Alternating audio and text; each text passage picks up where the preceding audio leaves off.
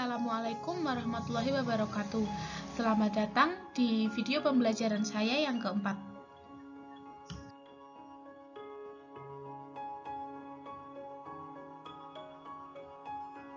Sebelum kita membahas materi pada video kali ini, akan lebih baik saya perkenalan lebih dahulu. Perkenalkan, nama saya Peta Agustina dengan nomor NIM 21104090019 dari Prodi Manajemen Pendidikan Islam, Fakultas Ilmu Tarbiyah dan Keguruan UIN Sunan Kalijaga, Yogyakarta.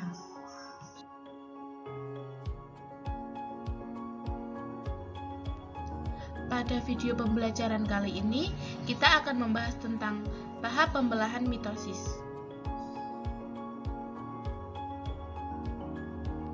Nah, untuk pengertian mitosis sendiri, mitosis adalah peristiwa pembelahan sel menghasilkan dua sel anak dengan jumlah kromosom yang sama seperti sel induknya.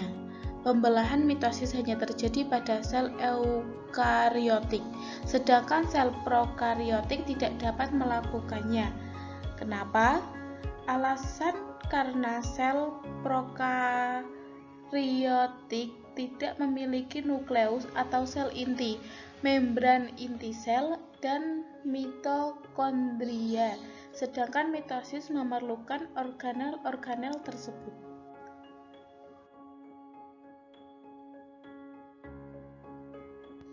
Proses pembelahan mitosis terjadi di dua sel-sel tubuh atau simotis, kecuali sel-sel kelamin atau gamet. Pada tumbuhan, pembelahan mitosis terjadi di jaringan meristem, seperti ujung akar dan ujung tunas batang. Pembelahan mitosis berfungsi untuk pertumbuhan sel tubuh, mengganti sel-sel tubuh yang rusak atau regenerasi, dan mempertahankan jumlah kromosom.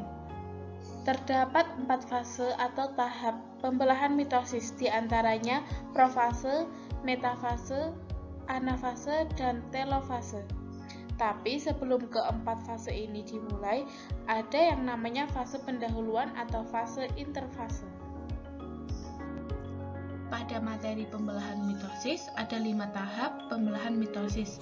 Yang pertama ada interfase, yang kedua ada profase, yang ketiga ada metafase, yang keempat ada anafase, dan yang kelima ada telofase. Pada slide selanjutnya kita akan membahas apa itu interfase, apa itu profase, apa itu metafase, apa itu anafase, dan apa itu telofase. Pada proses pembelahan mitosis yang pertama ada interfase.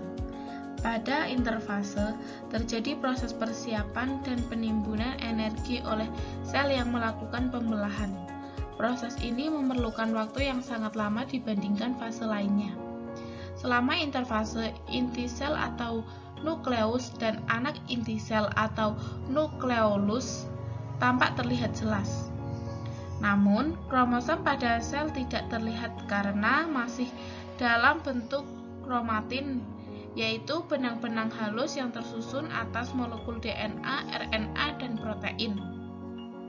Di bagian luar inti sel terdapat setrosom, yaitu organ sel yang berfungsi untuk mempertahankan jumlah kromosom antara sel induk dan sel anak agar tetap sama.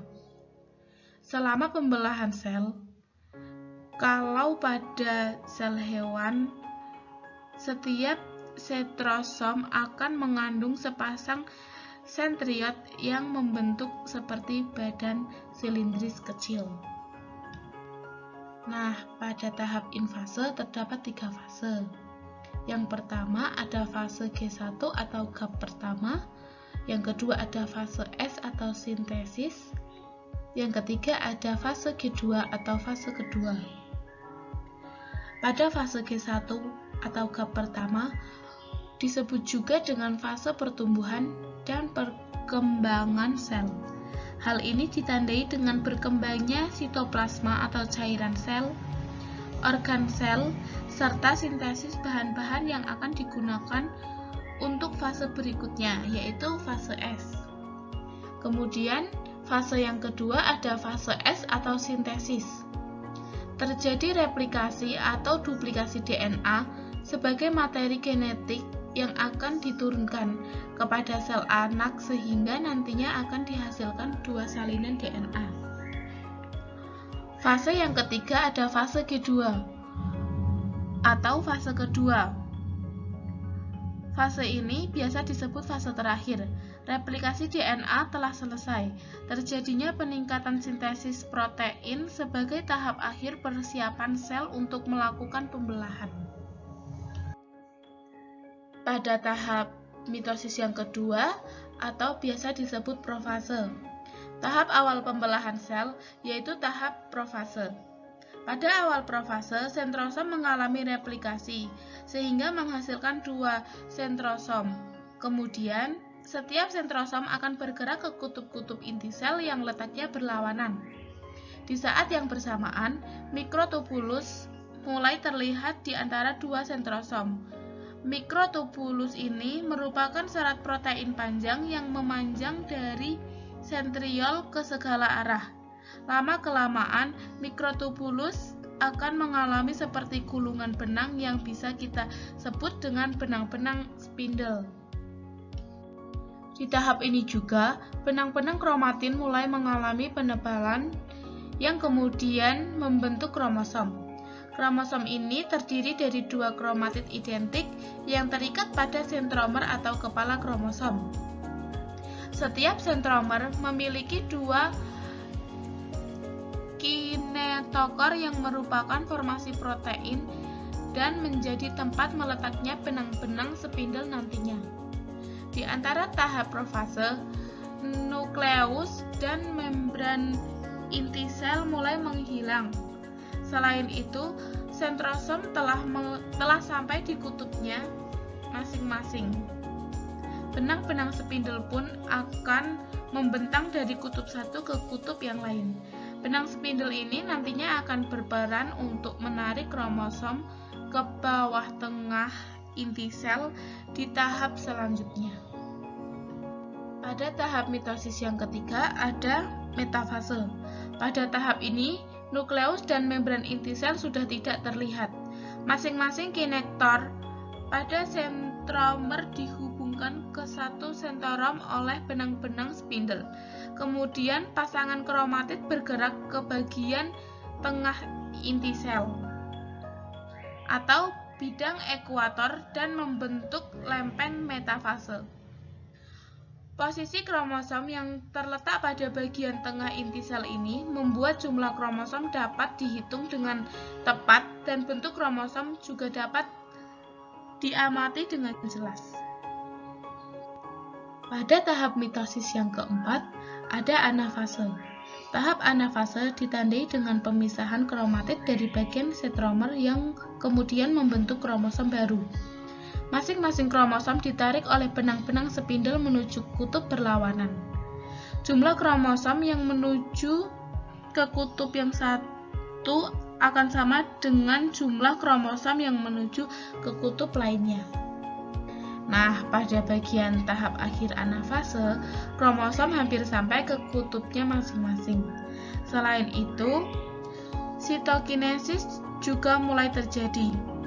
Apa itu sitokinesis? Sitokinesis merupakan fase pembelahan atau pemisahan sitoplasma, organel, dan membran selular.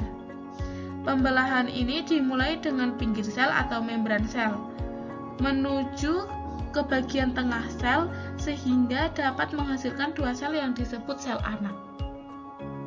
Selanjutnya, kita sudah masuk ke tahap akhir pembelahan mitosis, yaitu tahap telofase.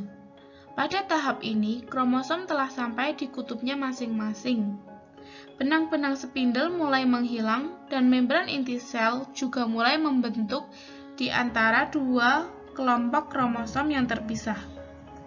Kromosom semakin lama akan menipis dan berubah menjadi benang-benang kromatin kembali. Kemudian, sitokinesis telah selesai. Sel telah membelah dan menghasilkan dua sel anak dengan kromosom diploid atau 2N.